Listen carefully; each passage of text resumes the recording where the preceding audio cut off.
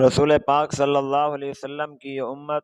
بہت بڑی نسبتوں کی امین امت ہے۔ اللہ تبارک و تعالیٰ نے اس امت کو باقی امتوں سے فضیلت بھی زیادہ دی ہے اور اس امت کی نسبت بھی باقی امتوں سے اونچی ہے۔ اللہ رب العزت نے امت کی اسی فضیلت کو، امت کی اسی نسبت کو قرآن پاک میں اس طرح بیان فرمایا ہے: کنتم خیر امت اخرجت للناس تامرون بالمعروف وتنہون عن المنکر، کہ اے امت محمدیہ صلی اللہ علیہ وسلم، تم بہترین امت ہو کہ تم لوگوں کو نیکی کا حکم دیتے ہو اور برائی سے منع کرتے ہو۔ نیکی کا حکم دینا، برائی سے منع کرنا، یہ رسول پاک صلی اللہ علیہ وسلم کی امت کو امتیاز حاصل ہے۔ پہلے آپ یہ سمجھیں کہ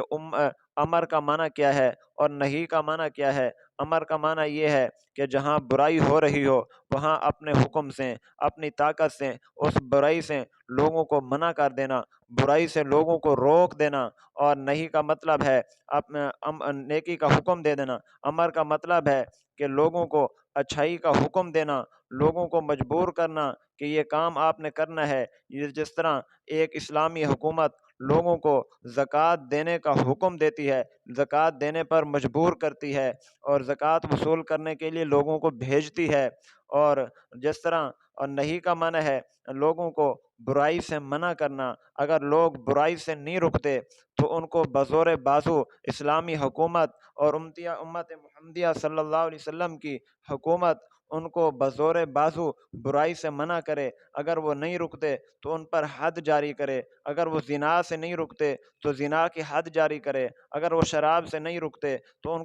پر شراب کی حد جاری کرے۔ اگر وہ تہمت سے نہیں رکتے تو ان پر تہمت کی حد جاری کرے۔ تو امت محمدیہ کو یہ امتیاز اور شرف حاصل ہے کہ ان کو برائی سے بچنے کا حکم دینے کا اختیار دیا گیا ہے، برائی سے منع کرنے کا اختیار دیا گیا ہے اور نیکی کے کرنے کا حکم دینے کا اختیار دیا گیا ہے۔ یہ فضیلت پہلی امتوں کو نہیں تھی۔ پہلی امت کے لوگ برائیاں کرنے والے لوگوں کو ترغیب دیتے تھے کہ آپ یہ برائی نہ کریں، اور جو نیک لوگوں کو نیکی کرنے کا حکم دینا تھا وہ حکم تو کیا دیتے، وہ ترغیب دیتے تھے کہ آپ یہ نیکی کریں۔ لیکن امت محمدیہ صلی اللہ علیہ وسلم کو اللہ رب العزت نے چونکہ جہاد کا حکم جس طرح دیا ہے، اس طرح پہلی امتوں کو اس طرح جہاد کا حکم نہیں تھا۔ رسول پاک صلی اللہ علیہ وسلم کی امت کو اللہ نے جہاد کے ذریعے سر بلند فرمایا ہے، طاقت دی ہے، حکومت دی ہے، خلافت دی ہے، ریاست دی ہے۔ رسول پاک صلی اللہ علیہ وسلم کی امت کو یہ ساری بلندیاں اللہ رب العزت نے جب دی ہیں تو امت کو بھی چاہیے کہ امت پیچھے کی طرف نہ جائے، آگے کی طرف جائے، پستی کی طرف نہ جائے، بلندی کی طرف جائے۔ جب اللہ نے اس کو بلند کیا ہے، جب اللہ نے اس کو طاقت دیا ہے، تو یہ امت اپنے آپ کو کمزور کیوں بناتی ہے؟ یہ امت محمدیہ صلی اللہ علیہ وسلم اپنی نسبت کا خیال کرے، اور رسول پاک صلی اللہ علیہ وسلم کی امت کو اللہ نے احکام میں بھی بہت ڈھیل دی ہے۔ پہلی امت کے لوگ، ان کا کپڑا اگر ناپاک ہو جاتا تھا تو ان کو کپڑا کاٹنا پڑتا تھا۔ رسول پاک صلی اللہ علیہ وسلم کی امت کو یہ اختیار ہے کہ یہ حکم ہے کہ آپ نے صفائی اس طرح کرنی ہے کہ اس کپڑے کو دھو لینا ہے تو یہ کپڑا پاک ہو جائے گا۔ اور رسول پاک صلی اللہ علیہ وسلم کی امت کو اللہ نے جسد واحد کی طرح بنایا ہے، ایک جسم کی طرح، ایک جان کی طرح، ایک روح کی طرح، ایک سمت کے اندر رکھا ہے۔ اگر امت کے کسی ایک فرد کو تکلیف ہوگی تو پوری امت وہ تکلیف محسوس کرے گی۔ اللہ نے ایسے بنایا ہے اس امت کو۔ اگر امت کا کوئی ایک فرد مشرق میں کسی کافر کے تسلط میں ہے تو مغرب میں رہنے والے امتی کو ضرور تکلیف ہونی چاہیے۔ اللہ نے بنایا ہی اس طرح ہے اس امت کو۔ اگر مسلمان اس امت میں سے کوئی ایک فرد تکلیف میں، پریشانی میں، بیماری میں مبتلا ہے تو امت کے دوسرے فرد کو تکلیف ہونی چاہیے۔ اس کو کہتے ہیں جسد واحد۔ جس طرح انگلی کو تکلیف محسوس ہو، وہی تکلیف دماغ بھی محسوس کرتا ہے، وہی تکلیف روح بھی محسوس کرتی ہے، وہی تکلیف پورا جسم محسوس کرتا ہے۔ یہ نہیں کہتے کہ تکلیف تو انگلی کو ہے، یہ پاؤں چل کر کیوں جائیں اس انگلی کا علاج کرانے کے لیے۔ یہ نہیں کہتے کہ تکلیف تو پاؤں کو ہے تو ہاتھ کیوں استعمال کریں اس تکلیف کو دور کرانے کے لیے، بلکہ اس تکلیف کو دور کرانے کے لیے انسان اپنا ہاتھ بھی استعمال کرتا ہے، اپنا دماغ بھی استعمال کرتا ہے، اپنے پاؤں سے چل کر جاتا بھی ہے۔ اور رسول پاک صلی اللہ علیہ وسلم نے امت محمدیہ صلی اللہ علیہ وسلم کے لیے جو پیغمبر بھیجے، جو نبی بھیجے، ان کو صرف دین کی تبلیغ اور دین پہنچانے کے لیے نہیں بھیجا، بلکہ دین کو دوسرے ادیان پر غالب کرنے کے لیے بھیجا ہے، دین کو دوسرے ادیان پر نافذ کرنے کے لیے بھیجا ہے۔ اللہ رب العزت نے فرمایا والذی ارسل رسولہ بالہدی ودین الحق لیظہرہ علی الدین کلہ، کہ اللہ نے اپنا پیغمبر بھیجا، اپنا رسول بھیجا تاکہ وہ پیغمبر کے ذریعے اللہ دین اسلام کو دوسرے ادیان پر غالب کر دے۔ اور رسول پاک صلی اللہ علیہ وسلم کے جو صحابہ تھے ان کو دیکھیے، انہوں نے بھی پورے اطراف عالم میں صرف دین پہنچایا نہیں بلکہ دین کا جھنڈا دوسرے ادیان سے بلند فرمایا ہے، دین اسلام کو دوسرے ادیان پر نافذ کیا ہے، بلند کیا ہے۔ آج اگر ہم صحابہ کرام کے نقش قدم پر چلنے کا دعویٰ کرتے ہیں تو ہمیں بھی صرف دین کو پوری دنیا میں پہنچانا نہیں ہے، بلکہ پہنچانے کے ساتھ ساتھ ہمیں ایسا کام بھی کرنا پڑے گا کہ دین اسلام دوسرے ادیان پر بلند ہو جائے، غالب ہو جائے۔ جس طرح صحابہ کے دور میں، خود رسول پاک صلی اللہ علیہ وسلم کے دور میں مکہ کے اندر مشرکین کی طاقت تھی، رسول پاک صلی اللہ علیہ وسلم نے مکہ میں دین پہنچایا بھی ہے،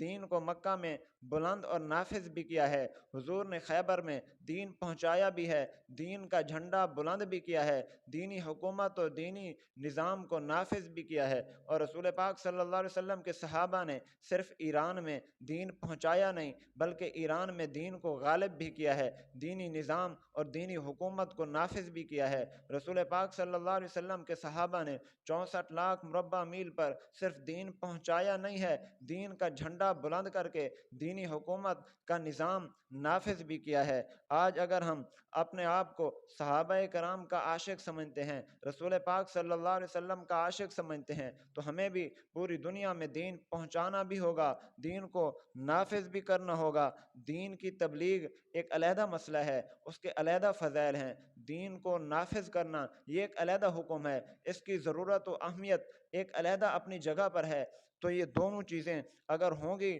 تب کفر کا خاتمہ ہوگا، تب اس دنیا پر امن ہوگا۔ اگر دین صرف پہنچانے کی حد تک ہم رہ گئے تو یاد رکھیں اس وقت جب تک صرف دین پہنچانے کی حد تک ہم رہیں گے تو دنیا میں امن قائم نہیں ہوگا۔ آپ دیکھ لیں مکہ میں رسول پاک صلی اللہ علیہ وسلم 13 سال تک دین پہنچاتے رہے، 13 سال کے بعد جب ہجرت کر کے مدینہ چلے گئے اس وقت بھی اگرچہ مدینہ میں ٹھہرے ہوئے ہیں لیکن مکہ میں دین پھر بھی پہنچاتے رہے، لیکن پھر بھی مکہ پر دین کا جھنڈا بلند نہیں ہوا، حرم شریف بتوں سے صاف نہیں ہوا، بیت اللہ بتوں سے صاف نہیں ہوا، بیت اللہ بتوں سے صاف تب ہوا، بیت اللہ کی چھت پر بلال رضی اللہ تعالیٰ عنہ نے اذان تب دی جب رسول پاک صلی اللہ علیہ وسلم نے مکہ کے اندر دین کو نافذ کرنے اور دین کو مکہ کے مشرکوں پر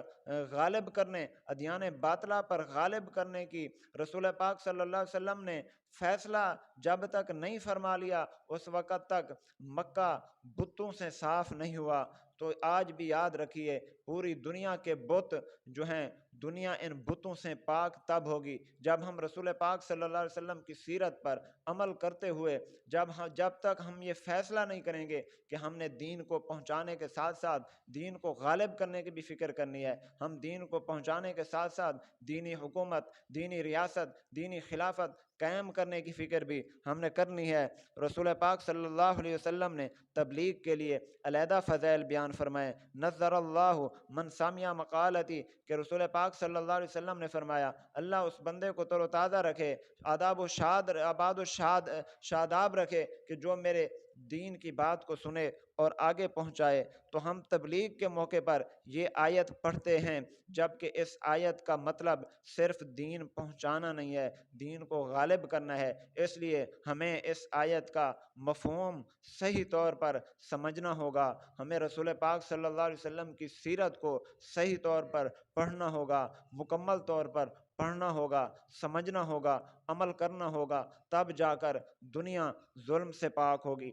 تب جا کر دنیا کفر سے پاک ہوگی، تب جا کر دنیا نفاق سے پاک ہوگی، تب جا کر دنیا شرک سے پاک ہوگی، تب جا کر اسلام پوری دنیا میں پھیلے گا، تب جا کر اس پوری دنیا پر امن قائم ہوگا، تب جا کر حق والے کو اس کا حق ملے گا، تب جا کر پورا نظام عدل و انصاف جو صحابہ کے دور کا ہم کتابوں میں پڑھتے ہیں وہ ہمیں ہماری آنکھوں کو دیکھنے کے لیے ملے گا۔ اللہ رب العزت ہمیں دین اسلام کو سمجھنے اور اس پر عمل کرنے کی توفیق نصیب فرمائے۔